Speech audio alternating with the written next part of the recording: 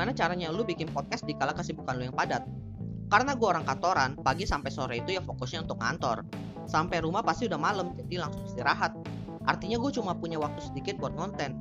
Makanya gue memilih pakai Anchor, karena gue bisa bikin podcast dengan efisien. Dari rekam sampai tentuin waktu rilis. Hasilnya pun bisa maksimal. Dijamin dengan Anchor, kesibukan bukan menjadi alasan lagi buat kita nggak nge-podcast. So, cobain pakai Anchor.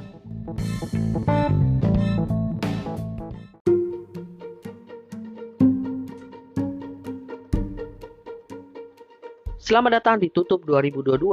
Episode ini adalah bagian dari tantangan 30 hari bersuara 2022 yang diselenggarakan komunitas The Podcaster Indonesia. Selamat mendengarkan.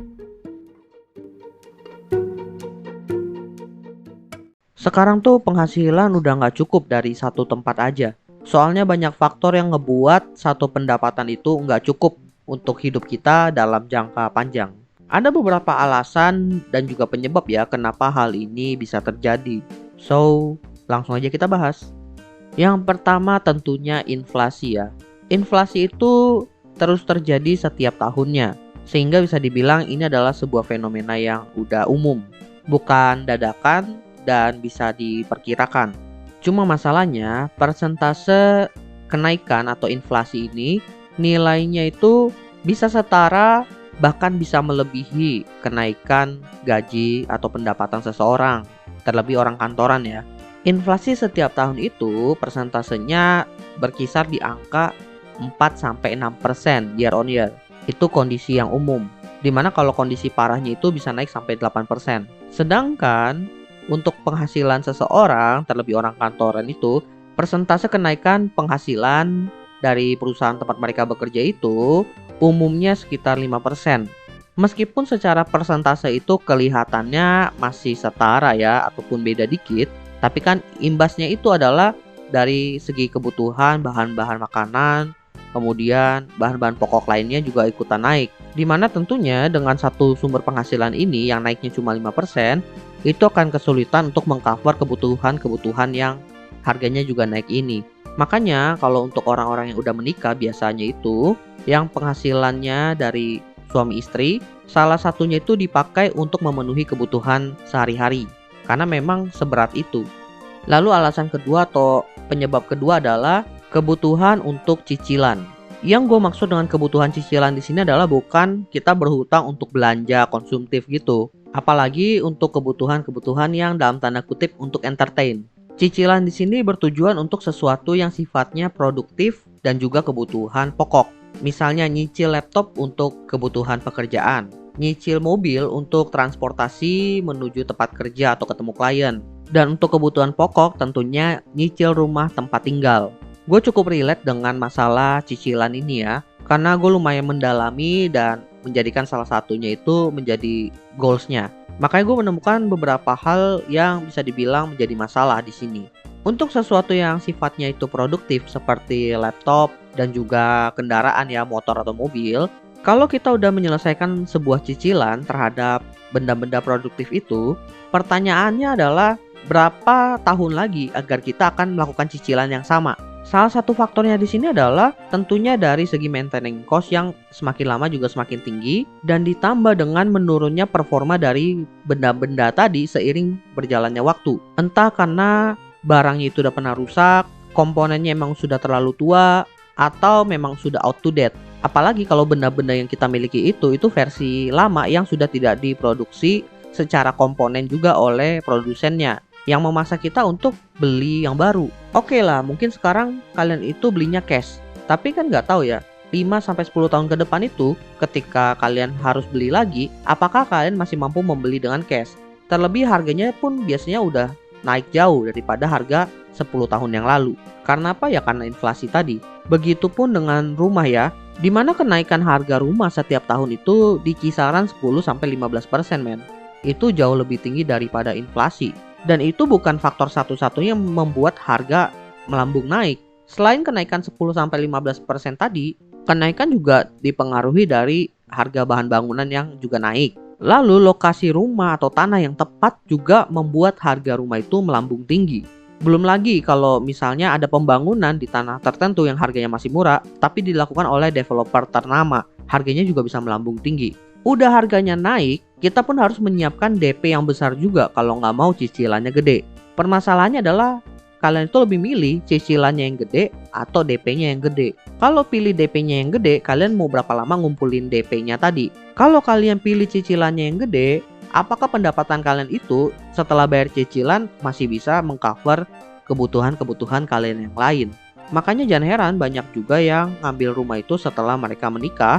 Karena kalau ngambil sendiri itu bayarnya berat.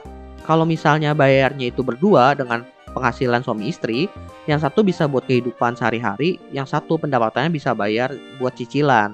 Tapi ini sebenarnya bisa diakali juga dengan mempersiapkan jauh-jauh hari sih. Makanya gue juga lumayan mendalami terkait masalah cicilan, KPR, dan hutang-hutang lainnya. Bagaimana cara memaksimalkan penggunaannya juga. Dan ada kontennya juga kok, kalian bisa cek lah di episode lainnya. Karena menurut gue masalah hutang atau cicilan ini memang secara cover itu mengerikan, tapi di satu sisi kalau kita bijak dan mengerti cara pakainya itu, hutang atau cicilan ini bisa menjadi penolong untuk memajukan taraf kehidupan kita loh. Lanjut ke alasan ketiga, yaitu resiko kehilangan pekerjaan. Kalau penghasilan lu itu cuma satu, artinya kalau lu kehilangan pekerjaan, lu kehilangan sumber pendapatan lu dong.